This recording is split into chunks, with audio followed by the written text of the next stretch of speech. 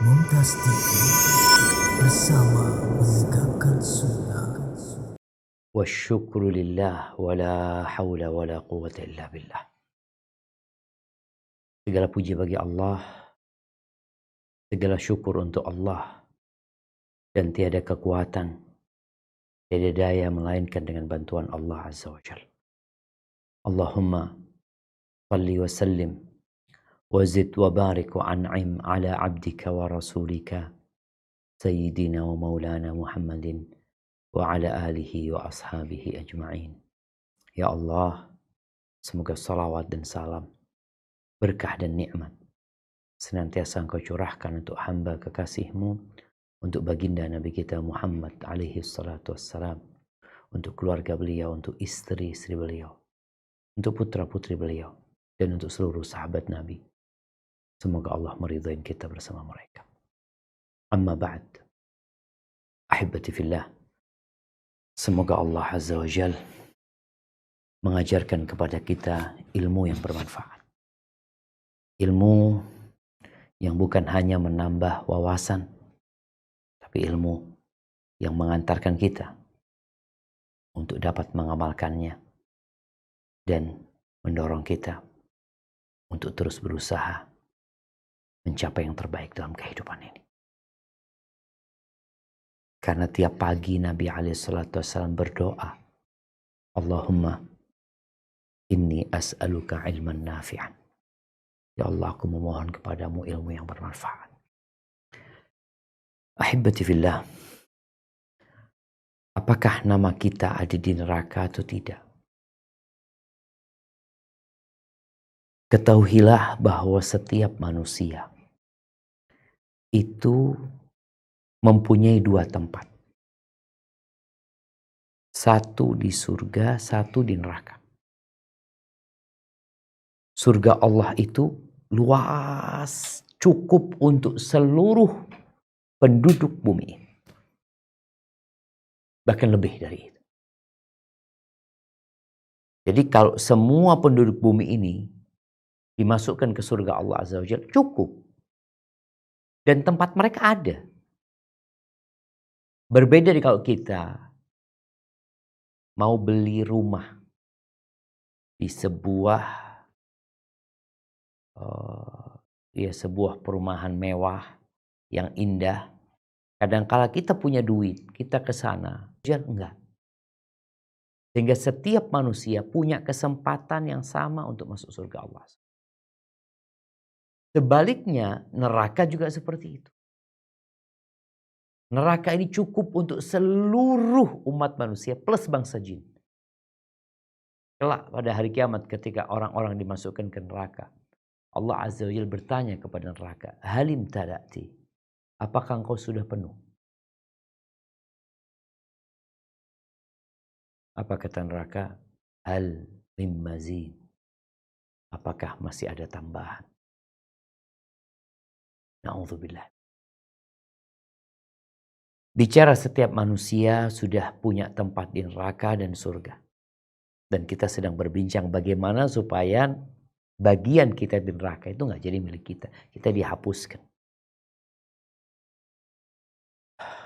Kata Nabi SAW dalam hadis yang diriwayatkan Abu Hurairah radhiyallahu taala anhu, bagaimana disebutkan oleh Ibnu Majah dalam kitabnya, "Ma minkum min ahadin illa lahu manzilan." Tidak satu pun dari kalian melainkan ada dua tempat untuk dia. Manzilun fil jannah wa manzilun fil nar. Satu tempatnya di surga, satunya di neraka. Fa idza mata fadakhala an-nar waritha ahlul jannah manzilahu. Kalau ini orang mati kemudian masuk neraka, maka tempat dia di surga itu diwarisi oleh penduduk surga. Artinya bagaimana penduduk surga itu semakin luas tempat mereka. Ketika nih orang-orang pada masuk neraka. Allahumma inna wa na'udzu. Dan Allah berfirman, ulaika humul warithun. Orang-orang beriman itu adalah orang-orang yang akan mewarisi. Mewarisi apa mereka? Tempat-tempat penghuni neraka yang ditinggal di surga. Oleh karena itu dalam sebuah hadis Abu Sa'id Al-Khudri radhiyallahu anhu yang diriwayatkan Imam Ahmad ya. Ketika Nabi SAW menyaksikan jenazah, kemudian beliau memberikan nasihat kepada para sahabatnya saat itu, di antara yang beliau sampaikan, kalau yang meninggal ini adalah orang beriman dan lulus dalam menjawab pertanyaan mungkar dan nakir, apa yang akan Allah berikan kepada dia di kuburan sana? Tsumma yuftahu lahu babun ilan nar. Dibukakan di kuburnya itu pintu menuju ke neraka. Ada pintu dibukakan dan dia melihat neraka. Fayaqulu hadza kana manziluka. Ini seharusnya menjadi tempatmu. Ini tempatmu. Lau kafarta bi rabbik. Kalau engkau kafir sama Tuhanmu. Fa amma id amanta. Karena engkau beriman, maka dibukakan tempatnya di surga. Bagaimana dia di kuburnya melihat tempatnya di surga. Disebutkan dalam hadis Abu Sa'id ini, fayuridu ayyan haba ilaih. Dia kepingin bangkit untuk masuk ke sana. Tapi dikatakan uskun. Oh, tenang aja di sini, belum waktunya ke sana. Lalu kuburannya diluaskan, panjang dia memandang. Kalau orang itu nggak lulus menjawab pertanyaan malaikat mungkar dan nakir, maka akan dibukakan tsumma yuftah lahu baba ilal jannah. Dibukakan pintu ke surga. Nih surga, tunjukkan sama dia. Gimana dia melihat indahnya surga.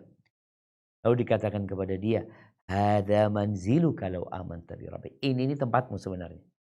Ini yang kau lihat ini tempatmu. Kalau engkau beriman. Karena engkau kafir, maka Allah telah membuatkan bagimu tempat. Dibukakan pintu neraka, dikatakan ini tempatmu di neraka. Kemudian orang ini disiksa dengan siksaan yang menyakitkan. Pukul kepalanya dengan mitrak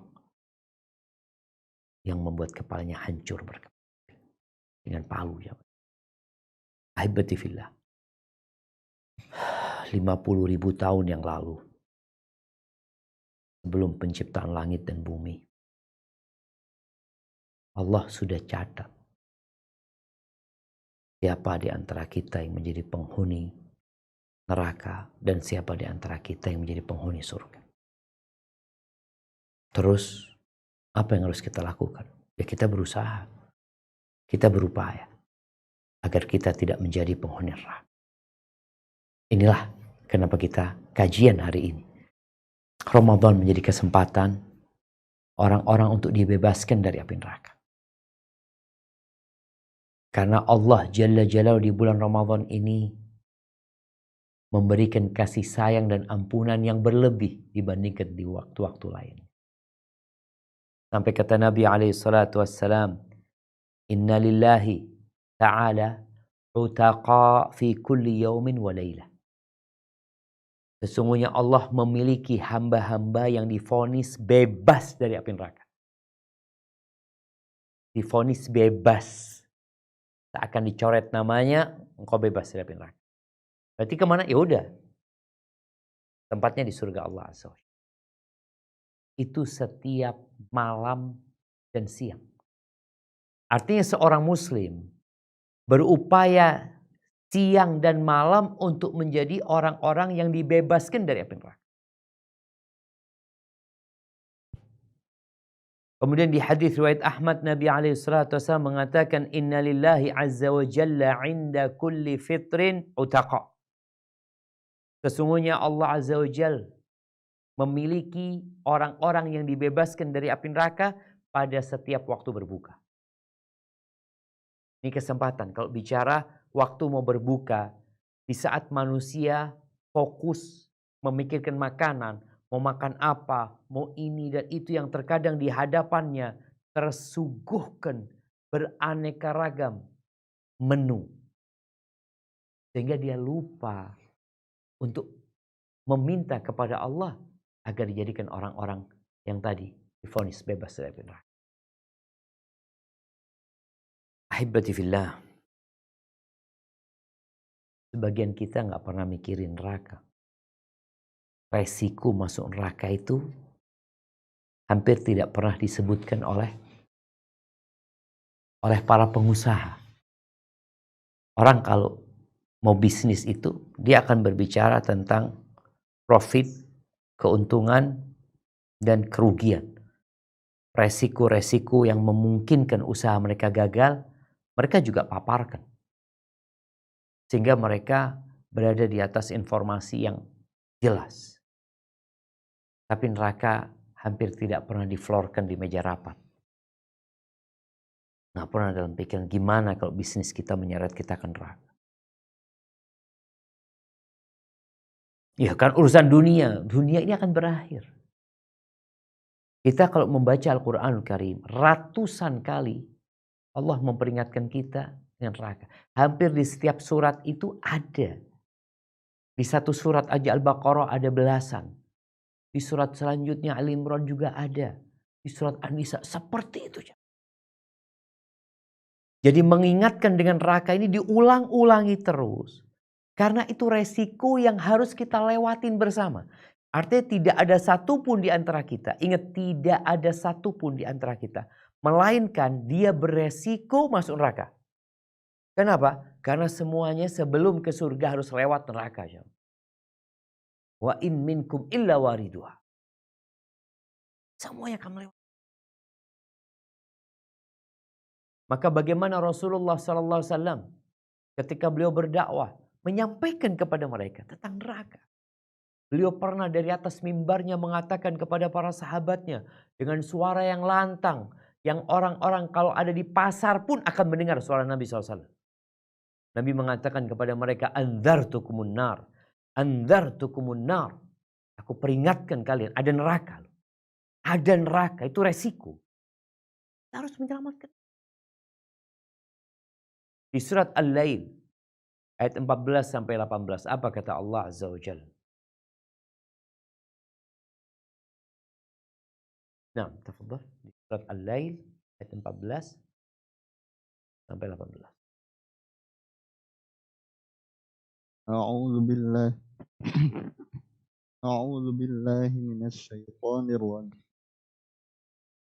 فأنذرتكم نارا تلظى لا يصلاها إلا الأشقى الذي كذب وتولى وسيجنبها الأتقى الذي يؤتي ماله يتزكى. Yang artinya, maka kami peringatkan kamu dengan neraka yang menyala. Tidak ada yang masuk ke dalamnya kecuali orang yang paling celaka, yang mendustakan kebenaran dan berpaling dari iman. Dan kelak akan dijauhkan orang yang paling bertakwa dari neraka, yang menafkahkan hartanya di jalan Allah untuk membersihkannya. Barakallahu fiik. Hibati fillah. Kalau ada pendaftaran kerja dengan gaji yang selangit, dengan kerjaan yang ringan, ditambah lagi kita akan diselamatkan dari berbagai bencana, kasih fasilitas, jaminan, tentunya tempat kerja itu akan ramai didatangin oleh orang-orang. Di bulan Ramadan ini, pintu-pintu surga dibuka. Pintu-pintu neraka ditutup. Ada orang-orang yang divonis bebas dari neraka. Apakah kita tidak tertarik, jemaah, untuk mendaftarkan diri menjadi penghuni surga dan diselamatkan dari api neraka? Kalau tema kita 20 sebab, ya wallahu a'lam bishawab, mungkin ada lebih dari itu. Kita akan kaji beberapanya, semoga kita dapat menyelesaikan 20 sebab ini. Yang pertama adalah ikhlas. Kenapa kita bicara sebab ini? Karena tadi kita tahu di bulan Ramadan ini, tiap pagi dan petang ada orang-orang divonis bebas dari api neraka. Apa yang dikerjakan mereka sehingga mereka divonis bebas dari api neraka, dihapuskan namanya dari neraka? Apa yang mereka kerjakan? Kalau kita nggak tahu, ya kita seperti orang yang melihat sebuah bonus yang diberikan, door prize yang diberikan kepada orang-orang, kita cuma nonton doang. Engkau nggak kepingin? Ya kepingin lah. Kalau kepingin ya pelajari gimana mendapatkannya gitu. Di mana mendapatkan hadiah tersebut? Yang pertama adalah ikhlas. Puasanya yang ikhlas, bukan karena ikut-ikutan. Sholat malamnya yang ikhlas, bukan karena nggak enak sama kawan. Rasulullah SAW mengatakan, "La yuwafi 'abdun yawmal qiyamati yaqulu la ilaha illallah yabtaghi biha wajha Allah illa haramallah alaihi nar." Tidaklah seorang hamba pada hari kiamat akan disempurnakan nanti balasan buat dia. Bagi orang yang mengatakan la ilaha illallah yabtaghi biha wajha Allah. Ikhlas dari hatinya mengharapkan perjumpaan dengan Allah Azza wa Jal, melainkan Allah akan haramkan neraka menyentuh dia. Jadi bukan bicara dia masuk neraka. Ketika lewat sirat aja neraka nggak akan nyentuh dia. Ahibati fillah, kita nih sekarang di bulan Ramadan mengamalkan banyak amalan, nggak dapat balasan di dunia. Kita rasakan nih umat Islam yang puasa nih. Kadangkala sebagian yang Islam fobia melihat saudaranya puasa, dia akan mengatakan engkau sedang menyiksa dirimu. Yang enak, minuman yang enak kau tinggalkan. Dapat apa engkau? Aku dapat sesuatu yang lebih baik dari itu. Dan aku diselamatkan dari sesuatu yang menyeramkan dan maka kalau bicara ikhlas ini, tolong kita berusaha untuk memperbaiki niat kita dalam beribadah. Dan orang yang ikhlas semangat beribadah. Jadi di antara tanda-tanda orang yang ikhlas itu, dia akan bersemangat ibadah dan dia akan suka beribadah tanpa ada yang tahu kecuali Allah. Artinya ketika dia sendirian, ini Ramadan Masya Allah, ngajarkan kepada kita ikhlas. Di dalam kamar kita nggak minum, kita nggak makan, kita baca Quran, kita berdoa, nggak ada yang lihat. Ini teman-teman yang kos umpamanya, ketika dia masuk kamarnya, kawan-kawannya nggak ada yang lihat. Kau sedang ngapain? Maka berusaha di tempat-tempat engkau sendirian, kau kenalkan dirimu kepada Allah Azza wa Jalla. Semoga dengan itu engkau divonis bebas. Neraka nggak akan menyentuh. Bukan hanya dihapuskan namanya dari list penghuni neraka. Ada orang yang dihapuskan namanya tapi ketika melewati sirat masih terbakar dia. Walaupun nantinya selamat. Tapi ini ada orang yang diharamkan neraka nyentuh dia haram. Ikhlas. Wa ma umiru illa liya'budullah mukhlishina lahuddin. Kita ini beribadah bukan asal-asalan. Jangan sampai kita beribadah hanya dapat lapar dan haus, hanya dapat begadang kemudian ngantuk. Baik. Yang kedua, memperbaiki sholat kita. Usahakan sholat kita berjamaah. Jadi melaksanakan sholat berjamaah dan tidak telat. Dapat takbiratul ihramnya imam. Bukan hanya di bulan Ramadan. Kalau bisa Ramadan 30 hari plus 10 hari di bulan Syawal. Atau kalau kemarin sudah mulai dari 10 hari sebelum Ramadan, Masya Allah.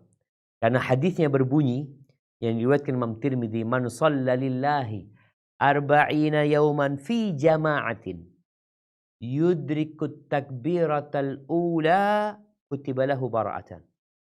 Bara'atun minan nar wa bara'atun min. Rawahu Tirmidzi. Kata Nabi SAW, barang siapa yang sholat 40 hari lillah, ingat semuanya berkaitan dengan sebab yang pertama, yaitu ikhlas. Semuanya yang akan kita sebutkan nih, baliknya kepada yang pertama tadi, harus ikhlas. Barang siapa yang sholat lillah, bukan karena urusan dunia, bukan karena ingin sanjungan, ingin diterima pekerjaan, bukan. Dia benar-benar lillahi ta'ala. Selama 40 hari. Mendapatkan takbiratul ihramnya imam. Takbiratul ihram pertama, Allahu Akbar, dia dapat tuh. Selama 40 hari, maka dia akan mendapatkan 2 vonis bebas. 2. Yang pertama, bara'atun minan nar. Ditulis bebas dari api neraka. Bebas. Yang kedua, bebas dari sifat kemunafikan. Orang-orang munafik sholat mereka, tapi telat-telat. Kata Allah Azza wa Jalla, Idza qamu ila sholati qamu kusala. Kalau mereka sholat malas-malesan. Berat mau sholat. Yura'unan nas. Riya. Sholat riya. Ingin dilihat orang. Wala yadhkurunallah illa qalila. Gara-gara riya dia nggak berzikir kecuali sedikit. Ya dia bergerak. Ada gerakan yang dilihat oleh masyarakat. Dia tidak berzikir. Bulan Ramadan ini. Dan kita menjaga sholat berjamaah kita. Khususnya yang laki-laki ya. 5 waktu masjid dapat takbiratul ihram. Yang ketiga, menjaga 2 sholat. Menjaga waktunya, jangan sampai telat. Syarat dan ketentuannya, yaitu sholat fajar dan sholat asar. Sejatinya kita disuruh menjaga sholat 5 waktu. Hafidhu ala salawat was salatil wusta. Jagalah sholat yang 5 waktu ini. Dan sholat yang pertengahan. Sholat pertengahan ini boleh jadi sholat asar, boleh jadi sholat subuh. Dan Nabi SAW dalam hadis riwayatkan Muslim mengatakan, layyali jannar, nggak bakal masuk neraka. Nggak bakal masuk neraka. Siapa? Ahadun shalla qabla tulu'i syamsi wa qabla ghurubiha. Orang yang senantiasa sholat sebelum fajar, sebelum matahari terbit dan sebelum matahari terbenam. Sholat subuh sama sholat asar. Jadi ini 2 sholat yang perlu perhatian khusus. Kenapa? Subuh kita tidur. Capek, ngantuk. Karena kalau habis sahur, ini sebagian orang na'udzubillahi min dzalik ya. Dia sahur, dia niat puasa. Sebelum subuh dia tidur. Bangun waktu duha. Kapan? Tidak akan masuk neraka. Siapa? Yang menjaga sholat subuh dan menjaga sholat. Yang keempat, menjaga sholat sunnah 4 rakaat sebelum zuhur dan 4 rakaat setelah zuhur. Apa kata Nabi SAW? Man yuhafidhu ala 4 raka'atin qabla dhuhri wa 4 ba'daha harramahullah 'alan nar. Barang siapa yang menjaga 4 rakaat sebelum zuhur dan 4 rakaat setelah zuhur, maka Allah haramkan neraka menyentuh dia. Atau dia diharamkan dari terkena neraka. Dan kita niatkan, nih orang perlu niat ketika dia qobliyah zuhur. Dia niatkan qobliyah zuhur, rawatib, dan niat 4 rakaat supaya diselamatkan dari api neraka. Jadi ketika dia sholat dalam hatinya, Allah, aku mau sholat ya Allah. Mudah-mudahan diselamatkan dari api neraka. Niatnya rawatib dan niatnya juga supaya diselamatkan dari api neraka. Jadi kalau menjaga yang rawatib 12 rakaat itu kan akan dijanjikan dibangunkan rumah di surga. Kalau ini kita dijanjikan selamat dari api neraka. Karena ada orang mungkin yang punya rumah di surga tapi dia masuk neraka lebih dahulu. Na'udzubillahi minal. Baik, hadis riwayatkan Abu Dawud. Kemudian yang kelima, Ramadan menjadi momentum untuk meneteskan air mata. Momentum untuk bertobat. Memohon ampun kepada Allah, banyak dosa kita jemaah. Dan Allah tahu dengan setiap dosa yang kita lakukan. Pernahkah kita menangis karena takut sama Allah? Kita menangis karena kesedihan sering. Menangis karena gak punya duit. Menangis karena utang. Menangis karena ditinggal mati saudara. Menangis karena banyak urusan dunia yang membuat kita menangis. Tapi pernahkah kita menangis karena takut sama Allah Azza wa Jalla? Kata Nabi SAW dalam hadis yang diriwayatkan Imam Tirmidzi, la yalijun nar rajulun baka min khasyatillah hatta ya'ud al-labanu fi dhar. Enggak akan masuk neraka. Siapa? Orang yang meneteskan air mata karena takut sama Allah. bukan karena punya utang, bukan karena musibah, tapi karena takut sama Allah Azza wa Jalla. Sampai air susu itu masuk ke tempatnya lagi. Gak mungkin. Baik, yang keenam, berjalan di jalan Allah Azza. Melangkahkan kaki di jalan Allah Azza wa Jalla. Di antaranya adalah memperbanyak langkah ke masjid. Dari Yazid bin Abi Maryam radhiyallahu anhu, dia berkata, lahiqani Abaya bin Rifa'ah bin Rafi' radhiyallahu anhu. Suatu hari aku dikejar sama Abaya bin Rifa'ah bin Rafi'. Wa ana amshi ilal Jum'ah. Waktu itu aku sedang jalan untuk sholat Jumat, tahu-tahu dia mengejarku sampai berjalan bersama. Lalu dia mengatakan, abshir, bergembiralah engkau.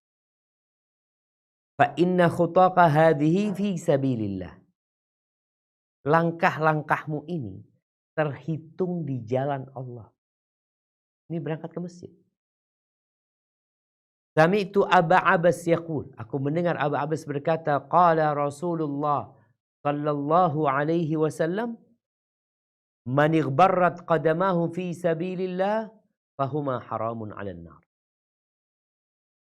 Barang siapa yang kedua telapak kakinya berdebu di jalan Allah Azza wa Jalla, maka Allah haramkan kedua kakinya dari neraka. Dan kita tahu azab neraka yang paling ringan itu jamaah, itu diletakkan di dua telapak kaki. Ini yang paling ringan. Rajulun yudha'u jamratani ala qadamai, yang diletakkan dua bara api di dua telapak kakinya. Yaghli minhuma dimagu, yang otaknya mendidih. Bayangin nih orang, kakinya diselamatkan dari neraka, ya sudah aman dia. Dia tidak akan terkena azab yang paling ringan, apalagi azab yang paling berat. Maka ya jangan males lah. Mungkin engkau di luar Ramadan, ada orang-orang yang masih sholat di rumah, mendengar azan ya tetap sholat di rumah. Nih di bulan Ramadan, engkau kalau dengar azan, tinggalkan rumahmu, tinggalkan pekerjaanmu, tinggalkan kantormu. Terus kemana? Langkahkan kakimu ke rumah Allah Azza wa Jalla. Usahakan jalan kaki. Ada sebagian yang selalu naik motor, naik mobil. Kalau jauh oke lah. Tapi kalau nggak terlalu jauh, jalan. Sehingga kedua kakimu itu akan diselamatkan dari api neraka. Dan di sini orang ketika berangkat ke masjid, ya, kemudian dia merasakan langkah kakinya ini. Dia sadar dia sedang melangkah di jalan Allah dan semoga Allah menyelamatkan kakinya dari api neraka. Menjadikan dia semangat. Ini sebagian kita kan gak semangat ketika dengar azan, ya Allah azan. Bayangin ketika dengar ya Allah azan, bismillah. Kenapa? Aku kepingin kakiku. Yang ketujuh, berakhlak mulia. Ingat, Ramadan ini madrasah untuk merubah karakter buruk kita. Yang suka marah, yang temperamental, yang suka memaki. Ya, ada. Maka di bulan Ramadan, tahan dirimu. Insya Allah kalau engkau bisa menahan emosimu 1 bulan nih, selesai itu engkau lulus. Engkau akan jarang-jarang marah, kalaupun marah akan terkontrol. Orang yang paling sempurna imannya, bukan yang paling banyak sholatnya. Sebagian kita sholat tarawih bagus. Masya Allah, puasa bagus. Tapi perilaku dan karakternya buruk. Nabi SAW mengatakan, akmalul mu'minina imanan ahsanuhum khuluqan. Orang mukmin yang paling sempurna keimanannya adalah yang paling baik akhlaknya. Paling baik karakternya. Maka jadilah engkau mereka. Berkaitan dengan vonis bebas dari neraka, dihapuskan namanya dari penghuni neraka.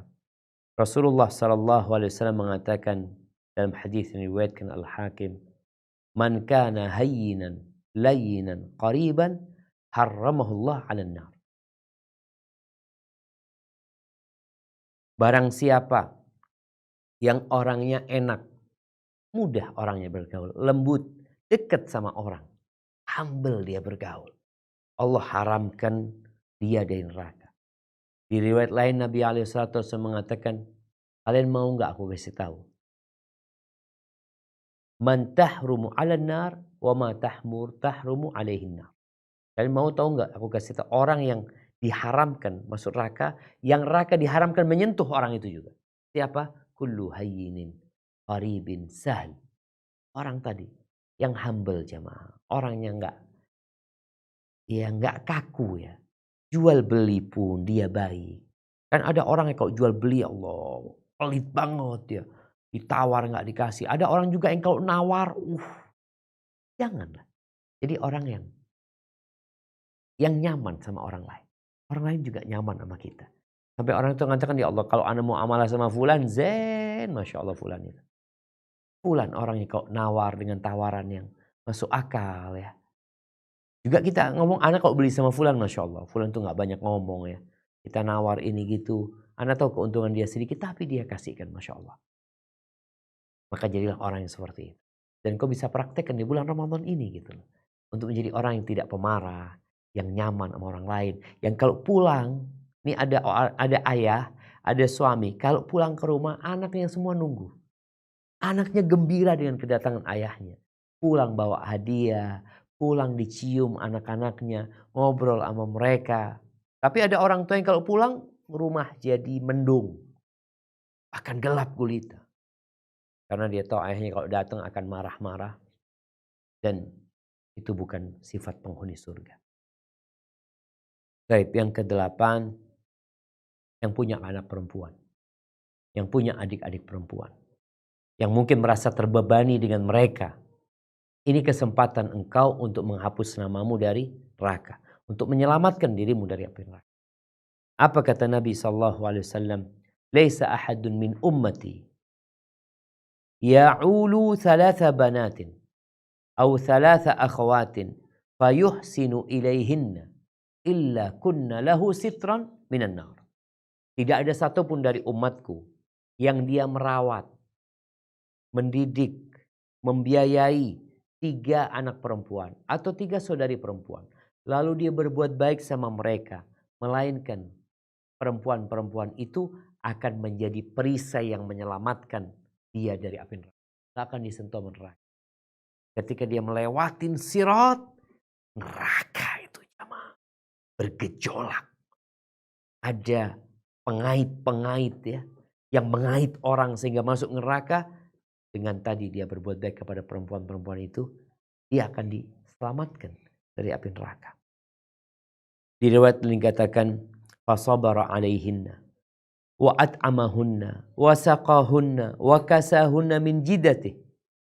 Itu anak-anak perempuan itu dia sabar mendidik mereka. Ini beda sama anak laki. Walaupun sekarang kadang-kala orang tua sudah nggak lagi mikirkan itu. Beda sama anak laki.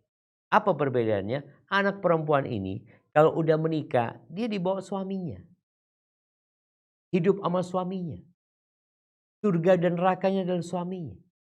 Sehingga seakan-akan orang tua ini, aku dapat apa didik anak perempuan gitu loh. Udah besar, udah gede, udah bekerja, punya penghasilan, dibawa sama suaminya. Kalau anak laki kan enggak. Disinilah ternyata ada balasan khusus buat yang merawat anak-anak perempuan. Dengan apa? Kunna lahu hijaban minan nar. Mereka akan jadi penyelamatmu dari api neraka. Rawahu Ahmad. Kemudian ahibati fillah. Yang ke-9 dan selanjutnya ini. Ada amalan-amalan. Bukan ada amalan ya. Ada sebuah amalan yang itu akan membebaskan kita dari api neraka. Amalan itu adalah membebaskan budak. Engkau bebaskan budak di masa perbudakan itu. Engkau beli budak, engkau bebaskan. Maka dengan setiap organ di tubuhmu itu, engkau juga akan dibebaskan dari api neraka. Tangannya engkau bebaskan, tangannya pun akan dibebaskan dari api neraka. Karena memang membebaskan budak ini kadang-kala ada yang separuh jemaah. Membebaskan separuh, separuhnya dia suruh bayar sendiri. Tapi ada yang full. Maka ketika dia membebaskan full, maka dengan jari-jarinya, dengan jari-jari budak itu, jari-jari dia akan diselamatkan dari api neraka. Dibebaskan dari api neraka. Dengan kedua mata budak itu, kedua matanya akan dibebaskan dari api neraka. Cuma sekarang ini udah nggak ada budak. Artinya kita kalau punya duit mau beli budak di mana kemudian kita bebaskan. Nggak ada. Tapi ternyata Nabi SAW mengajarkan kepada kita amalan-amalan pengganti. Artinya kalau kita mengamalkan hal itu, kita seperti membebaskan budak. Sehingga insya Allah kita dapat bagian tuh. Karena kalau membebaskan budak itu pahalanya akan dibebaskan dari api neraka. Maka kalau kita mengamalkan amalan ini seperti membebaskan budak, berarti insya Allah kita dibebaskan dari api neraka. Yang pertama apa? Yang ke-9. Kita ini masuk anak hitung ke yang ke-9 ya. Duduk berzikir setelah sholat fajar sampai matahari terbit. Jadi kadang-kadang kita tanya kapan waktunya zikir pagi itu sampai matahari terbit. Atau zikir ba'da asar sampai matahari terbenam. Jadi ada ba'da subuh, ada ba'dal asar. Ba'dal asar itu tadi untuk zikir petang. Engkau sibukkan dirimu dengan bertasbih, bertahmid, bertakbir, bertahlil. Tiap hari. Apa kata Nabi SAW dalam hadis riwayat Abu Dawud? La'an aq'uda ma'a qawmin yadhkuruna Allah Ta'ala min salatil ghadati hatta tatlu'a syams. Ahabbu ilayya min an a'tika arba'atan min walad Ismail. Aku duduk bersama satu kaum ya. Dari sejak sholat subuh, biasanya kan sholat berjamaah. Sampai matahari terbit, duduk berzikir. Itu lebih aku cintai daripada aku membebaskan 4 budak dari anaknya Ismail. Yang nilai setiap budak itu 12.000 dirham. 12.000 dirham itu ya kira-kira kalau dihitung 10 dirham 1 juta aja sudah 1,2 miliar. Lalu beliau mengatakan wala an aq'uda ma'a qaumin yadhkuruna Allah ba'da salatil asr. Begitu pula sebaliknya aku duduk berzikir setelah asar sampai matahari terbenam, itu lebih aku cintai daripada membebaskan 4 budak. Maka berusaha kita untuk memperbanyak zikir. Ba'da subuh jangan tidur. Ya gimana kita mau zikir? Mau dapat membebaskan 4 budak tadi yang nilai satu orangnya 1,2 miliar kalau kita, atau lebih dari itu sebenarnya jemaah. Kalau kita tidur habis subuh. Maka manfaatkan waktu ba'da subuh ini, apalagi di bulan Ramadan. Habis sholat subuh kita duduk, berzikir, sampai matahari terbit. Habis asar juga. Habis sholat asar zikir, duduk. Kalau mungkin ada kerjaan, ya udahlah. Ba'dal asar sama maghrib ini jangan sampai sia-sia, ada yang ngabuburit, cari malam, ada yang ngobrol, ada yang kegiatan-kegiatan kurang bermanfaat. Tolong manfaatkan Ramadan nih. Habis asar mau zikir sampai waktunya cukup panjang jemaah. Kadang-kadang kan ada orang yang berzikir sebentar, anak berzikir berapa kali. Ini enggak. Ini sampai matahari terbenam. Artinya waktunya memang bermanfaat sekali. Kemudian yang ke-10, berzikir setelah sholat subuh. Selain tadi zikir umum ya. Nabi SAW menyebutkan man qala dubura salatil fajri wa huwa thani rijlahu qabla an yatakallam. Barang siapa yang berkata selesai sholat subuh dalam kondisi duduk dia, duduk yang ya tawarruk dia ya, masih dia menekuk kakinya sebelum dia berbicara. Sebelum ngomong, dia sudah mengatakan la ilaha illallah wahdahu la syarika lahu lahul mulku wa lahul hamdu yuhyi wa yumit biyadihil khair wa huwa ala kulli syai'in qadir. Dia baca 10 kali, kataballahu lahu bi kulli wahidatin minhunna hasanah. Dan setiap ucapan dia akan ditulis satu kebaikan. Dihapuskan satu dosa. Diangkat satu derajat. Wa kana lahu bi kulli wahidatin qalaha itqu raqabah. Dengan setiap bacaan dia baca 10 kali. Dengan setiap bacaan dia akan mendapatkan balasan seperti membebaskan seorang budak. Wa kana yaumuhu dzalika fi hirzi min kulli makruh. Hari itu akan dijaga dari berbagai petaka. Wa hurisa minasyaitan. Dan dia terjaga dari syaitan. Wa lam yanbugh li dzambin an yudrikahu fi dzalika illa syirk billah. Dan dia insyaallah akan dijaga dari amalannya, akan dijaga dari yang membatalkan amalan kecuali kalau dia melakukan kesyirikan. Rawahun Nasa'i. Baik, yang ke-11. Takbir 100 kali sebelum matahari terbit. Kata Nabi SAW, man qala subhanallah mi'ata marrah.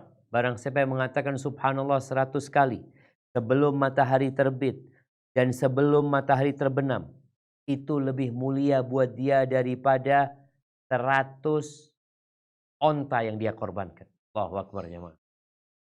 Amalan ringan. Ringan sekali.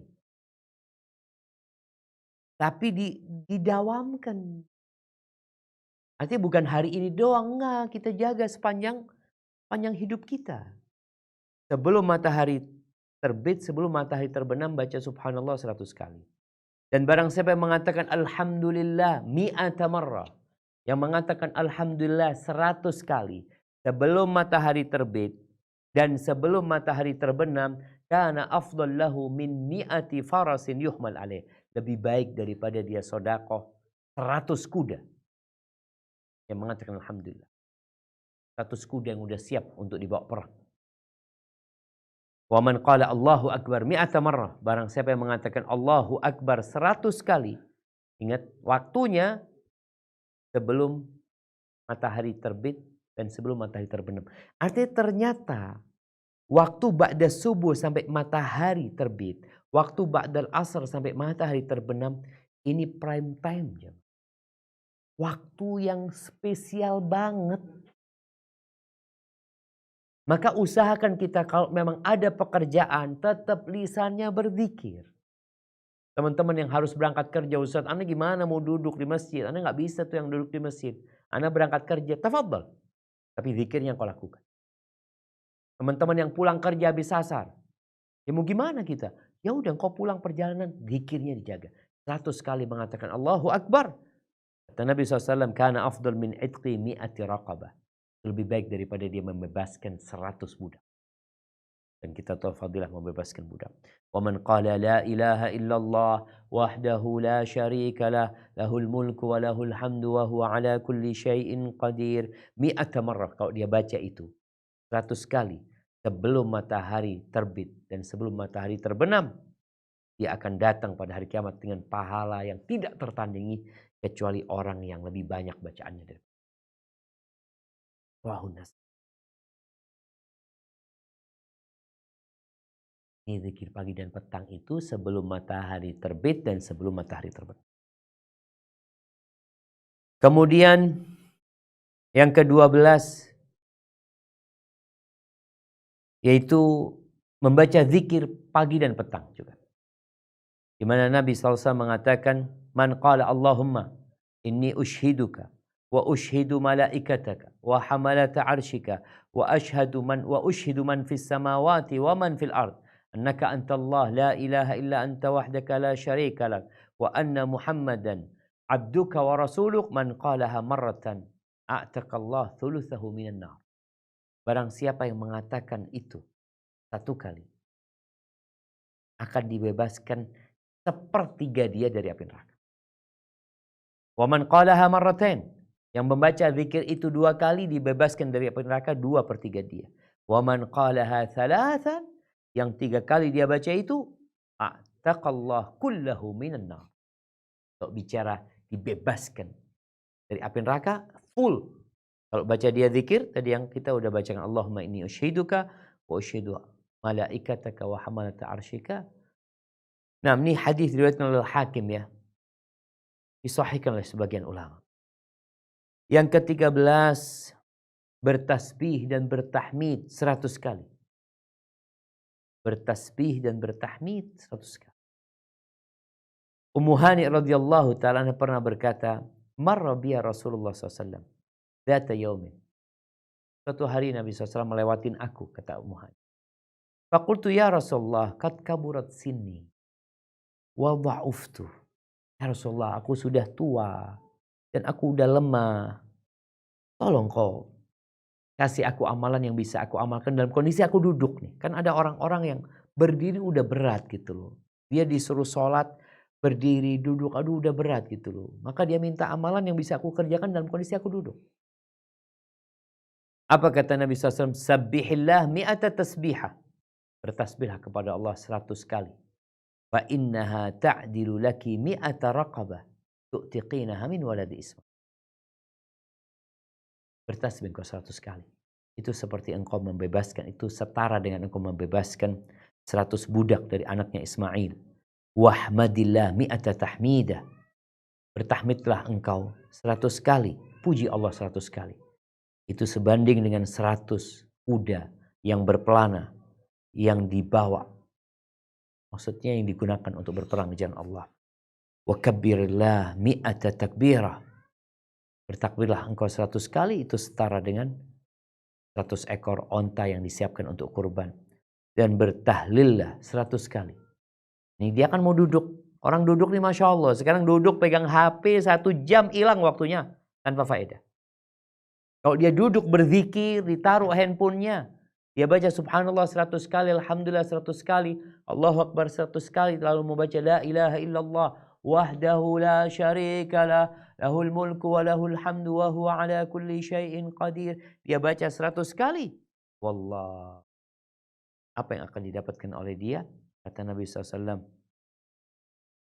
Tamla'u ma baina as-sama' wal ardh. Itu pahala membaca la ilaha illallah wahdahu la syarikalah akan memenuhi langit dan bumi. Dan tidak ada amalan yang diangkat hari itu yang lebih baik dari amalan dia. Kecuali orang yang beramal seperti amalan dia. Seperti amalanmu. Ini Nabi mengatakan kepada Ummu Hani. Hadis yang diriwayatkan Imam Ahmad. Kemudian jamaah membaca la ilaha illallah wahdahu la syarikalah. Lahul mulku wa lahul hamdu wa huwa ala kulli syai'in qadir. 100 kali. 10 kali. Jadi bacaannya bisa jadi 100 kali, bisa jadi 10 kali. Itu ada faedah seperti membebaskan satu dari budak dari anaknya Ismail alaihissalam. Hadisnya diriwayatkan oleh Imam Bukhari dan Muslim. Kemudian tawaf ya. Tawaf di rumah Allah 7 kali dan sholat 2 rakaat sesudahnya. Ini teman-teman yang berangkat umroh, yang sedang di Mekah. Manfaatkan waktu untuk tawaf. Setelah sholat 2 rakaat itu juga seperti membebaskan budak jamaah. Ini kesempatan jamaah. Orang yang berangkat umroh ya. Kadang-kala ada orang yang umroh kurang memanfaatkan waktunya. Aduh jauh Ustaz. Tawafnya di atas kalau nggak pakai baju ihram. Ya manfaatkan waktunya. Ini buat teman-teman yang sedang berada di Mekah. Kemudian yang ke-16. Ngutangin saudaranya. Atau ya engkau berikan sesuatu kepada dia. Hadiah ya. Bekal untuk hidup dia. Atau kadang-kala kita menunjukin orang yang salah jalan. Ini fadilahnya Masya Allah jamaah. Nabi SAW mengatakan, man manaha min hatta wariqin, au manaha wariqan, au hada zaqqaqan, au hada zuqaqan, au saqa labanan, kana lahu idlu raqabah, au nasima. Kata Nabi SAW, barang siapa yang memberikan hadiah, harta, ya, atau dia memberikan petunjuk jalan kepada orang yang tersesat, atau dia memberikan minum susu sama orang, ya, maka itu seperti membebaskan budak. Hadits rawahu Ahmad. Kemudian yang ke-17 jamaah, membela kehormatan saudara kita. Di bulan Ramadan kita tahu, nggak boleh riba. Di luar Ramadan nggak boleh riba. Tapi di bulan Ramadan lebih dahsyat lagi. Di mana orang yang riba, yang ngomongin saudaranya, dia berpuasa, boleh jadi dia yang nggak dapat pahala apa-apa kecuali lapar dan haus. Ini kesempatan kita. Ketika ada saudara kita yang diribain, yang dijelek-jelekin, difitnah, kita pasang badan. Bukan kita malah ikut ribain dia. Nabi SAW mengatakan, "Man dzabba an 'irdi akhihi bil ghaibah, kan haqqan 'ala Allah an yu'tiqahu minan nar." Rawahu Ahmad. Barang siapa yang membela kehormatan saudaranya, dalam kondisi saudaranya nggak ada. Ini saudaranya sedang diribain, sedang dijelek-jelekin, dia pasang badan. Ittaqillah, ya habibi. Ittaqillah. Kalau memang kau merasa fulan punya kejelekan, kau kasih nasihat, jangan diomongin di sini. Orang yang pasang badan membela saudaranya, dalam kondisi saudaranya nggak tahu jemaah. Itu balasannya apa? Allah bebaskan orang itu dari api neraka. Kemudian yang ke-18 adalah berperang di jalan Allah. Melempar anak panah di jalan Allah. Mau kena nggak kena? Kata Nabi SAW dalam hadis rawahu Tabrani, ayyuma muslimin rama bisahmin fi sabilillah fabalagha mukhti'an aw musiban falahu minal ajri karaqabah. Muslim manapun yang melemparkan anak panah di jalan Allah, kena atau nggak kena, itu pahalanya seperti membebaskan seorang budak. Maka di sini dianjurkan ya seorang mukmin mempersiapkan diri untuk hari itu. Kemudian yang ke-19, berdoa. Minta sama Allah Azza wa Jalla agar dibebaskan dari api neraka ya. Di mana Nabi SAW bersabda dalam hadis riwayat Ahmad, "Ma sa'ala rajulun muslimun Allah al-jannah thalathan illa qalatil jannah." Tidaklah seorang muslim berdoa memohon kepada Allah surga 3 kali dia mintanya, kecuali surga akan mengatakan, Allahumma adkhilhul jannah. Ya Allah, masukkan dia ke dalam surga. Walastajara rajulun muslimun minan nar, dan tidak ada seorang yang minta diselamatkan dari api neraka 3 kali dia memintanya, illa qalatin nar, melainkan neraka akan berkata, Allahumma ajirhu minni. Ya Allah, selamatkan dia dari aku. Rawahu Ahmad. Jadi ahibati fillah, kita perlu berdoa minta sama Allah Azza wa Jalla. Mungkin kita banyak mendengar doa, Allahumma a'tiq riqabana minan nar. Wa'atiq riqaba abaina min nar wa auladina wa dhurriyyatina wa azwajina. Ya Allah, bebaskan kami, orang tua kami, saudara kami dari api neraka dengan doa Allahumma a'tiq riqabana min nar. Enggak apa-apa doa dengan doa itu. Namun sebenarnya Nabi SAW tidak pernah menggunakan lafaz itu untuk berdoa agar diselamatkan dari api neraka. Beliau mengatakan seperti yang tadi kita baca, Allah memiliki orang-orang yang dibebaskan dari api neraka. Lillahi utaqa. Tapi kalau berdoa, Allahumma atiq raqabati minan nar, bebaskan aku dari api neraka, itu nggak pernah, atau ana boleh katakan, panjang yang ana tahu, Nabi SAW, atau tidak ada hadis yang menyebutkan Nabi berdoa dengan doa itu. Karena kadang-kala orang menganggap doa ini doa dari Nabi SAW, kita minta. Boleh doa dengan doa itu.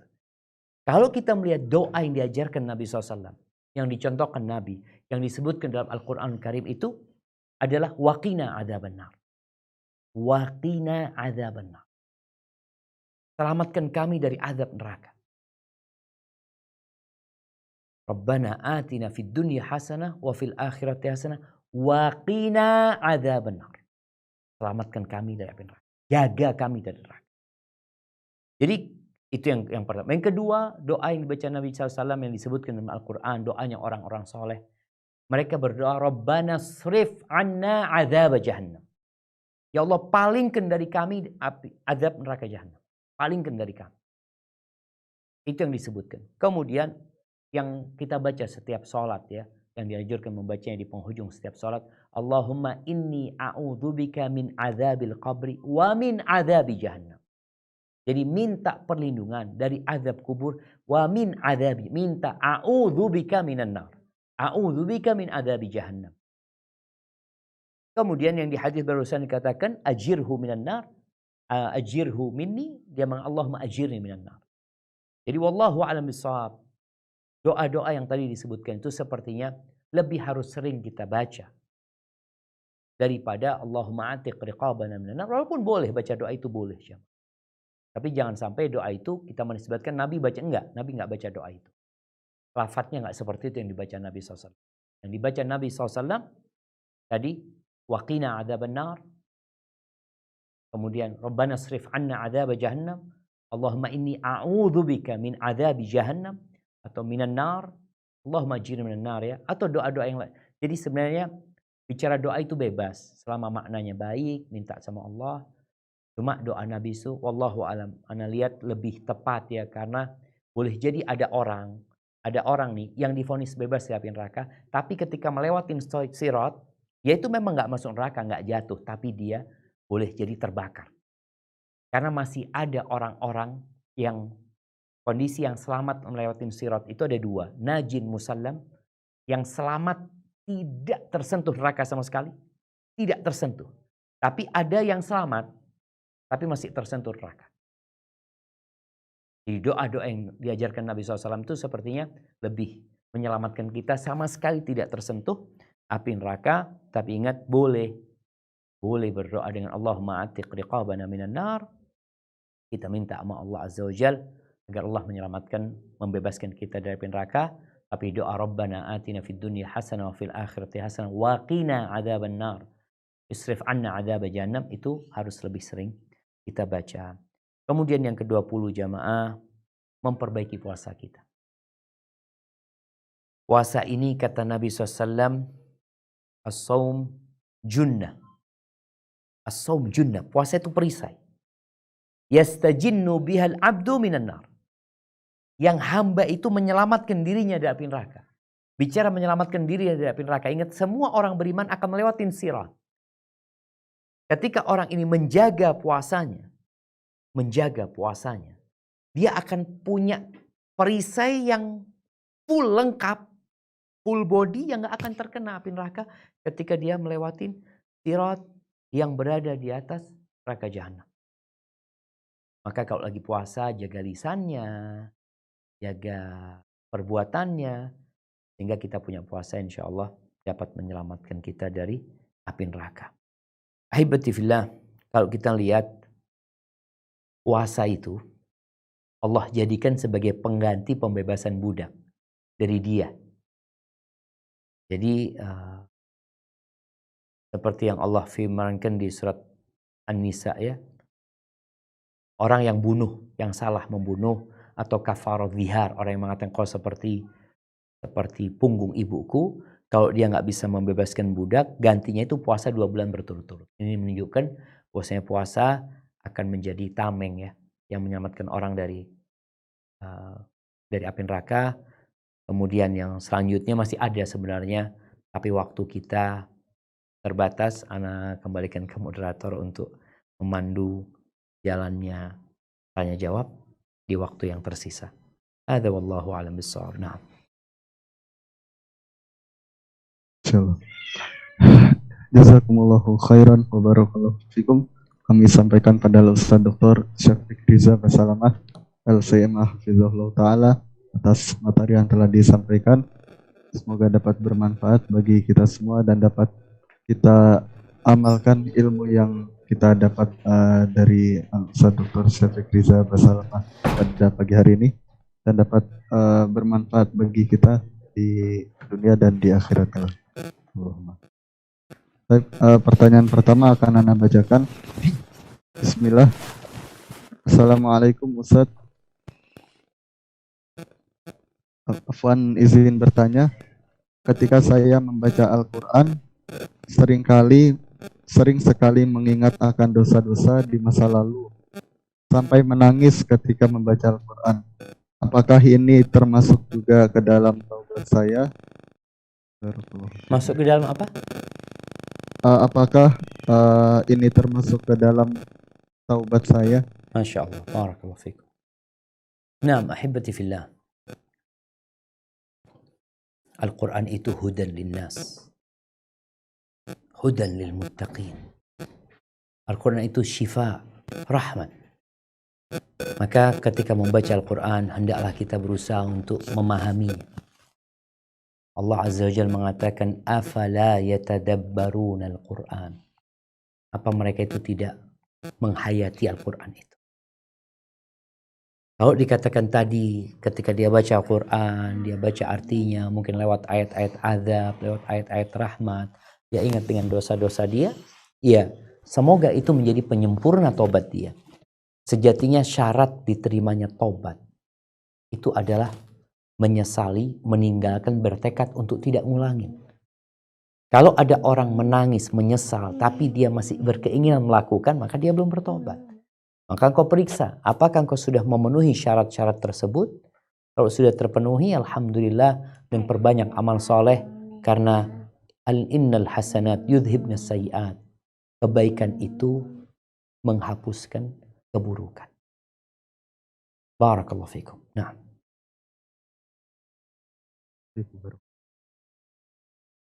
Baik, kemudian kami panggil untuk selanjutnya pada Al-Ukh Maryam Jasmine. Al-Ukh Maryam Jasmine, tafadholi untuk bertanya langsung pada Ustaz.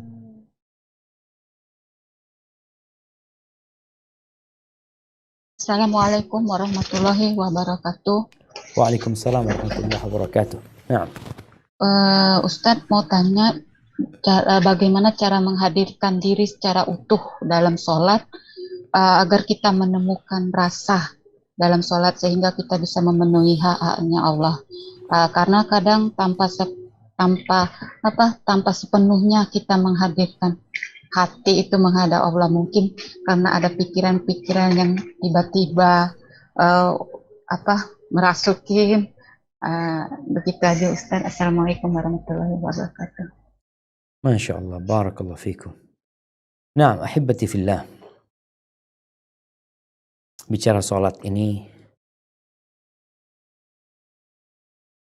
sesuatu yang tiap hari kita kerjakan. Berulang kali kita melakukannya. Menjadi rutinitas. Padahal itu ibadah yang paling dicintai Allah SWT. Namun karena menjadi rutinitas, kadangkala udah nggak ada rasanya gitu.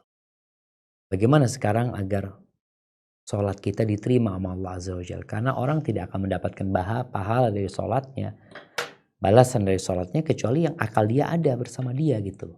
Dia hadir di sana. Kalau cara menghadirkan diri kita dalam sholat kita, ada yang urusan dengan eksternal, ada yang internal. Kalau internal tentunya mempersiapkan hati kita. Hati kita sudah dipersiapkan dengan cara kita menghadirkan kebesaran Allah Azza wa Jalla. Allah Azza wa Jalla maha baik. Allah maha segalanya. Allah maha mengetahui dengan diri kita. Ketika kita menghadirkan hal itu diri kita, insya Allah dari sejak kita Allahu Akbar, kita mulai itu akan merenungkan apa yang kita baca. Kemudian usahakan diri kita tidak sedang tersibukkan dengan sesuatu. Oleh karena itu kenapa Nabi SAW mengarahkan orang itu kalau sedang dia kebelet gitu ya, ingin ke belakang, agar dia menyelesaikan urusan dia gitu. Jangan sampai sholat dalam keadaan kepingin kencing ya, ini itu. Nabi SAW juga memberikan arahan kalau sedang mau makan, tahu-tahu adzan, selesaikan makannya, karena itu akan mengganggu kondisi dia gitu loh. Maka hendaklah kita memahami dengan bacaan kita, meniadakan segala yang bisa memalingkan ibadah kita gitu loh, memalingkan kekhusyuan kita, ruh anak indah mana. Nah, barakallahu fiik. Jadi seperti itu. Kemudian kita perlu jamaah, ketika mau masuk sholat itu memang sudah tidak memikirkan apa-apa, dimulai dengan qobliyah ya. Ada tahapan yang sudah kita mulai. Karena kadang-kadang ada orang sholat itu sedang pegang handphone ini itu udah qomat dia taruh Allahu Akbar. Kadang-kadang pikiran dia masih di situ. Nih sholat tarawih ya. Teman-teman kadang-kadang memanfaatkan momentum antara 2 rakaat dan 2 rakaat itu untuk sibuk dengan handphonenya, untuk baca berita ini dan itu. Usahakan itu ditiadakan sehingga kita benar-benar bisa fokus. Yang terakhir kita perlu berdoa minta sama Allah, qalban khasyian. Minta sama Allah hati yang khusyuk, hati yang tunduk jamaah. Karena tanpa bantuan Allah sulit jamaah. Sulit. Ana rasakan sendiri kadang kala sholat 4 rakaat atau 2 rakaat itu ada yang hati kita, ana rasakan ana sedang berada bersama hati ana. Ana berdoa dengan nyaman. Tapi kadang-kala tahu-tahu ya Allah, ada rakaat yang kayaknya kosong gitu. Maka kita terus berjuang. Berjuang kita, kemudian mungkin agar rutinitas itu tidak membuat kita nggak punya rasa, bacaannya diperbaharui. Kan bacaannya memang beragam. Surat-suratnya usahakan kita berganti, surat ini, surat ini. Insya Allah kalau surat yang kita baca itu bukan surat yang biasa, kita mau tidak mau akan fokus. Dan fokus itu akan membantu kita khusyuk insya Allah. Bacaan ruku, bacaan sujud juga seperti itu. Biasa kita membaca subhana rabbiyal a'la wa bihamdih. Kita baca yang lainnya. Subhanakallahumma bihamdika. Allahumma gfirli umpamanya. Kita baca itu. Atau baca sajada wajhiya lilladzi khalaqahu. Intinya kita berusaha untuk terus memperbaiki, mengupgrade lah ilmu tentang sholat ini. Selain menghilangkan faktor-faktor eksternal ya, seperti sejadahnya banyak ini, itu faktor eksternal kadang-kala.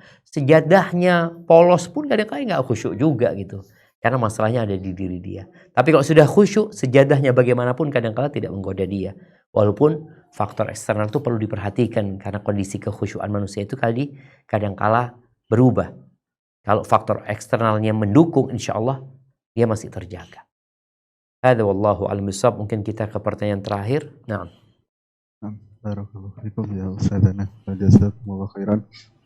Untuk pertanyaan terakhir Ana akan bacakan. Bismillah. Assalamualaikum Ustaz. Waalaikumsalam. Afwan izin bertanya.